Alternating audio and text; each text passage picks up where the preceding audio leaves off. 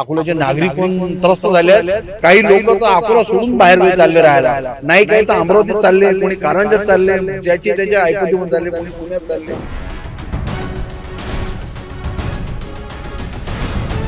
Traffic म्हणजे जशी पुण्याची ट्रॅफिक आहे तशी आता अकोल्याची ट्रॅफिक आली. आता रस्त्याचं नियोजन केलं पाहिजे.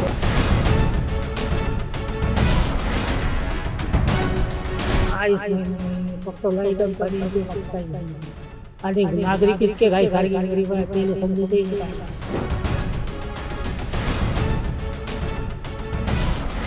पाण्याचं प्रॉपर नियोजन व्हायला पाहिजे. आज हिवाळ्यात 3-3 तास नळ असतात, उन्हाळ्यामध्ये 1 तासही धड नळ येत नाही.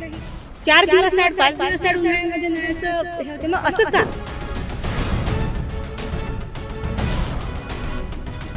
Brought to you by Palvi Agrico. आता शेतीसाठी जे काही लागणार ते घरपोच मिळणार, तेही मोबाईलच्या एका क्लिकवर. महानगरपालिकेची रणधुमारी आता सुरू झालेली आहे. सर्वात महत्त्वाची गोष्ट, 9 वर्षानंतर या ठिकाणी महानगरपालिकेचे निवडणुका होत आहेत. या निवडणुकीसाठी प्रत्येक पार्टी सज्ज आहे. नगरसेवक बनण्यासाठी प्रत्येकाने आपल्या गुडघ्याला बाशिंग बांधलेली आहेत. पण नेमकं शहराच्या समस्या काय आहेत, या समस्यालाच घेऊन अकोल्यात एक दखल नावाची एक सोशल मीडियावर असणारी एक लोकांची संस्थाच म्हणावं लागेल की ते प्रत्येक गोष्टीची दखल या ठिकाणी घेते आणि कोणता रस्ता झालेला नसेल, कोणतं काम प्रलंबित असेल तर त्याकडे सोशल मीडियाच्या माध्यमातून त्यांच्याकडे आलेले प्रस्ताव हे त्या संबंधित डिपार्टमेंटकडे घेऊन जातात. आणि त्याच दखलीमुळे आज महापालिकेत ज्या प्रकारे निवडणूक होऊ घातलेल्या आहेत त्यामध्ये यांची खूप मोठी भूमिका या ठिकाणी यासाठी आहे, कारण जनसामान्य कधी रस्त्यावर येऊन बोलत नाहीत किंवा कोणाकडे तक्रार करत नाहीत, पण तक्रार यांच्याकडे गेली तर ती तक्रार ही संबंधित विभागाकडे जाऊन ती त्याचं पूर्ण तक्रारीचं निर्वासन करण्याचा प्रयत्न करतात. आपल्यासोबत काही त्यांचे सदस्य आहेत. तुमची दखल ही संस्था आहे असंच म्हणावं लागेल. हे काय करते आहे नेमकं? दखल संस्था आमची अशी आहे की लोकांचे जे कामं होत नाही आहेत, जे चांगल्या क्वालिटीचे कामं होत नाही आहेत, त्याच्यावर आम्ही क्वालिटी कंट्रोल ठेवायचा प्रयत्न करतो की चांगल्या प्रकारे इस्टिमेट प्रमाणे कामं झाली पाहिजेत. आणि लोकांच्या ज्या तक्रारी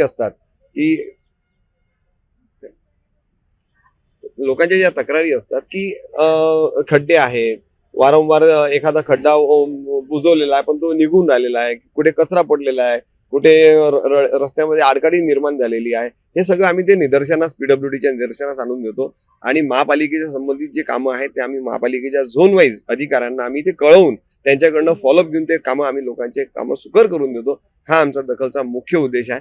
आमच्या दखलमध्ये कुठल्याही प्रकारचं राजकारण नाही, फक्त समाजकारण आहे. आणि याची आम्ही कोणीही क्रेडिट घेत नसून फक्त याची क्रेडिट दखलला जात असते. नेमकं दखलने आतापर्यंत काय काय केलेलं आहे? ज्या समस्या प्रशासनाकडून, कारण प्रशासनच होतं महानगरपालिकेवर, प्रशासकाकडून गेले नाही, नगरसेवक तर नव्हतेच, पण तुम्ही काय दखल घेतलेली, काय दखल झालेली आहे तुमची? आम्ही मेन हॉस्पिटलमध्ये जे आतमध्ये जे रस्ते होते ते व्यवस्थित केले. नंतर स्टेशनचा जो रस्ता आहे तो सुद्धा, जो ढेवाड ते सुद्धा मजबूत आणण्यात आले. आणि आमचं हेच काम आहे दखलचं, का कोणाला जनतेला जो प्रॉब्लेम असेल तो प्रशासनाकडून सांगून सॉल्व्ह करायचा. आणि राहिले आता अकोला महानगरपालिकेचं इलेक्शन, तर आमची आता एकच अपेक्षा आहे की जे भाजी मार्केट आहे टावरजवळचं, नंतर मटन मार्केट आहे, राऊतवाडीतलं भाजी मार्केट आहे, हे जेवढी भाजीपाल्याचे मार्केट आहे हे डेव्हलप करा. म्हणजे आपल्या सर्वसामान्य लोकांना भाजीपाला घ्यायला जायचं तर म्हणजे टेन्शन येते का तिथं आतमधली दुर्गंधी ते काय बरंच बरं आहे. आणि रस्त्याचे अतिक्रमण सुद्धा दूर झाले. पण आपण राजेश्वर मंदिराकडे जातो म्हटलं तर तिथून ट्रॅफिक जाम लागते, म्हणजे 15 मिनिटं ट्रॅफिक जाम. म्हणजे जशी पुण्याची ट्रॅफिक आहे तशी आता अकोल्याची ट्रॅफिक आलेली. आता रस्त्याचं नियोजन केलं पाहिजे हीच अपेक्षा आहे महानगरपालिकेकडनं. आणि हे दखलच्या माध्यमातून आम्ही समोर आणू आता प्रशासनासमोर. नेमके काय मुद्दे आहेत? तेच मुद्दे आहेत का? नाल्या, लाईट, पाणी, तेच मुद्दे आहेत? वेगळं काही आहे का? वेगळं म्हणजे एक तर इथे बरंच पूर्वी ज्या भागामध्ये मी राहतो, म्हणजे आताही राहतो, तिथे दापकी रोडला जुन्या शहरामध्ये रस्ते तर आतापर्यंत व्यवस्थित नव्हते. काही लोकांनी अर्धा रस्ता केला, अर्धा रस्ता सोडून दिला. तो झाला एक भाग. मुख्य दापकी रोडचा भाग आहे, तिथे पाईपलाईन खोदून ठेवल्या. तर एका पाईपलाईनमध्ये त्यांनी नुसतं खोदून ठेवलं फक्त, आणि एक खड्डा मोठा खोदून ठेवला. त्या खड्ड्यातून बरेचसे लोक पडले, हात फ्रॅक्चर झाले. तर फक्त आमची दखलच्या माध्यमातून सर्व ही आम्ही दखलमध्ये तक्रार नोंदवतो. त्यानंतर दखलची आमचे प्रत्येक ग्रुपमध्ये त्याची दखल घेतात आणि योग्य तो मार्ग काढून त्याच्यातून आम्हाला हे होते. दुसरी आमची अपेक्षा आहे की महानगरपालिकेने असा एक काहीतरी नियम किंवा पोलीस प्रशासनाने असा एक नियम करावा की आपण जेव्हा रस्त्यावर जातो, रस्त्यावरून गाडीवरून जाताना आपल्या समोरचा माणूस काही हे नसतं करताना थुंकतो, ते सरळ मागच्या याच्यावर येते. तर याबद्दल पोलीस प्रशासनाने तातडीने दखल घेऊन त्याच्यावर काही ना काहीतरी तातडीने उपाय करावा, एवढी आमची मागणी आहे. एक ज्येष्ठ नागरिक आहेत. काका, काय समस्या आहेत? आता तुम्ही जवळपास मला असं वाटते 60च्या वर गेले, 80 जवळपास. बापरे, किती पिढ्याचं तुम्ही राजकारण पाहिलं असेल. अकोल्यात काही बदल झाला का हो? नाही, ते विनय कुमार पाराशर उकरून काढा आता बस. विनय कुमार पाराशर होते ना, ते चांगलं होतं, हे चांगलं नाही. काय चांगलं नाही? हे महानगरपालिका बंद करा, ते नगर परिषद चालू करा. हो, नगर परिषदच्या समोर तुम्ही हातगाड्या पाहणे किती सारे पैसे घेऊन चालवायचे. काही मजा नाही ना काय. एस्टिमेट रिवाइज करा. माझ्या समोर समोरचा रोड 3 वेळा रामभाऊ काय खाडे, मी का तुकाराम चौकात राहतो, रामभाऊ कडे 3 वेळा केला. ते असंच आहे. बरं, ज्येष्ठ नागरिकांच्या काय समस्या आहेत? काही सॉल्व्ह झाल्या, काही होत आहेत? काहीच नाही, फक्त लाईट आणि पाणी येते, बाकी काही नाही. आणि नागरिक इतके घाई सारखे गरीब आहे, त्याला समजतही नाही काय करायचं. सांगतात फक्त ते हे तुमची नाली केली, हे नाली केली, असं बाकी काही घेणं नाही. ज्येष्ठ नागरिकांसोबत आपल्यासोबत काही महिला पण आहेत. महिलांच्या समस्या ज्या आहेत जशा आहेत तशाच आहेत का? काही बदलाव? जनता बोलत नाही म्हणून नेते काही करत नाहीत असं काही वाटते का? जनता बोलते, कधी कधी म्हणजे नेते पण दखल घेतात, काही वेळेला दखल पण घेत नाही. आणि महिलांच्या समस्या मी मगाशी बोलले पण की महिलांच्या सुरक्षेमध्ये पण थोडीशी वाढ व्हायला पाहिजे. कारण खूपशा वर्किंग वुमन असतात की ज्या संध्याकाळी पण कामावरून घरी येतात, बऱ्याचशा काही असतात ज्या रात्री पण येतात. काही महिला ज्या रस्त्यावरती स्ट्रीट फूड चालवतात किंवा भाजीपाला विकतात, त्यांच्यासाठी पण एक प्रॉपर काहीतरी एक चांगलं दालन असायला पाहिजे की त्यांना जर काही प्रॉब्लेम आले तर त्याच्यासाठी त्या महिलांनी एक असं व्यासपीठ निर्माण करायला पाहिजे की त्या ठिकाणी त्या महिलांनी त्यांचे प्रश्न मांडायला पाहिजे. महिला म्हटल्यानंतर पाण्याची समस्या. पाणी किती दिवसांनी येते? पूर्वी पण तितक्याच 8 दिवसांनी 10 दिवसांनी येत होतं.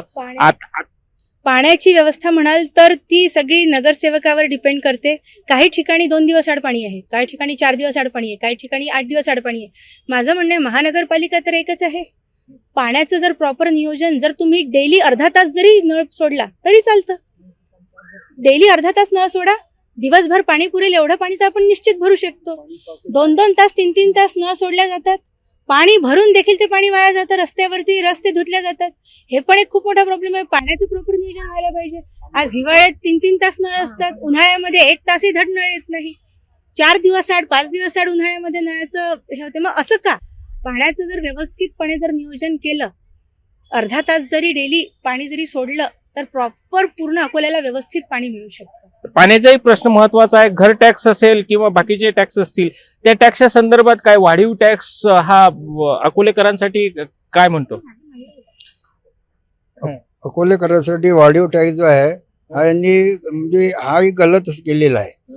कारण की जेवढी सुविधा पाहिजे, टॅक्स तर लागूच आहे, टॅक्स तर भरणारच आहे, पण ज्या सुविधा पाहिजे त्या सुविधेनुसार त्यांनी टॅक्स लावायला पाहिजे. अति जास्त टॅक्स झाला, कधी येणे नाही, कधी नळाचा टॅक्स जास्त देऊन देतात, मग पुन्हा कमी करायला जातात, कधी ह्या समस्या भरपूर आहे. त्याच्यानंतर तुम्ही जे नियोजन करत आहे, दखल तर आमची दखल घेणारच आहे. आता डाबके रोडचा उड्डाणपूल बनवला. आता मला सांगा तुम्ही की 1-2 महिन्यापासून ते गेट बंद केलं आणि एक उड्डाणपूल जो आहे तिथून वर चढायला एकच मार्ग आहे आणि खाली उतरायला एकच मार्ग आहे. वरून फास्टमध्ये जर गाडी येते तर हा जो वर चढायला जातो तर कधीही ॲक्सिडेंट होऊ शकतं, बरोबर. एक त्याच्यानंतर बघा दुसरा पूल उड्डाणपूल या साईडला चालू केला. आज 6 महिन्यापासून ते 12 महिन्यापासून तिकडची जेवढी जनता आहे ती सर्वची सर्व परेशान आहे. त्यांना जायला रस्ता नाही, यायला रस्ता नाही. गेलं तर तिकडच्या साईडने एकदम म्हणजे डेंजर लोक राहतात.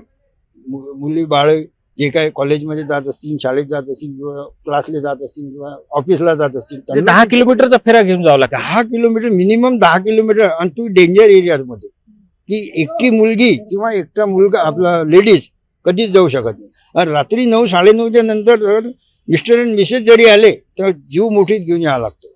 लाईट नाही, रस्ते नाही. पुन्हा अधिक एक सांगतो मी, दखलच्या हिशोबाने आम्ही जे काही गळत आहे, माझं प्रिंटिंग प्रेसचा पण व्यवसाय आहे.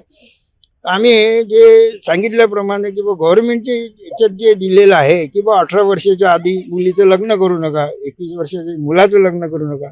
प्रत्येक पत्रिकेमध्ये आता दखल जेव्हापासून आमची चालू झाली तेव्हा प्रत्येक पत्रिकेमध्ये हे टाकणं आम्ही चालू केलं.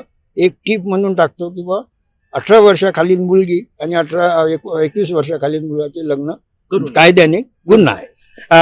धुळीची समस्या जशी आहे तशीच आहे का? धुळीची समस्या मागील 10-15 वर्षापासून सेम जशीच्या तशीच आहे, त्याच्यामध्ये काही फरक पडलेला नाही.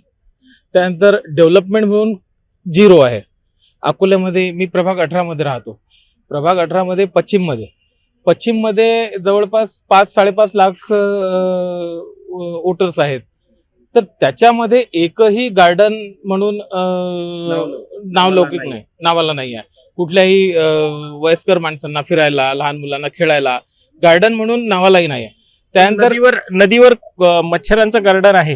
बिलकुल ते कुठं राहणार? दर वर्षाला तुम्ही सफाई करता, फक्त निधी लाटत राहता. याच्यावर त्याचं प्रॉपर असं नियोजन कुठलंही झालेलं नाही. आणि दरवर्षी आपण त्यावर खर्च करत राहतो, जनतेचा पैसा त्याच्यामध्ये उडवत राहतो, टेंडर देत राहतो. यापेक्षा जास्त सुविधा कुठल्याही आपल्या इथं नाही आहे. आमच्या प्रभागामध्ये 18 नंबर प्रभागामध्ये 26 नंबर शाळा होती, ज्याचं 7-8 वर्ष आधी, 10 वर्ष आधी पूर्ण जिल्ह्यामध्ये नावलौकिक होतं. पण आज त्या शाळेला 10वीतून 8वी पर्यंत आणण्यात आलं. तिथं टीचर्स शिकवायला तयार नाही आहेत.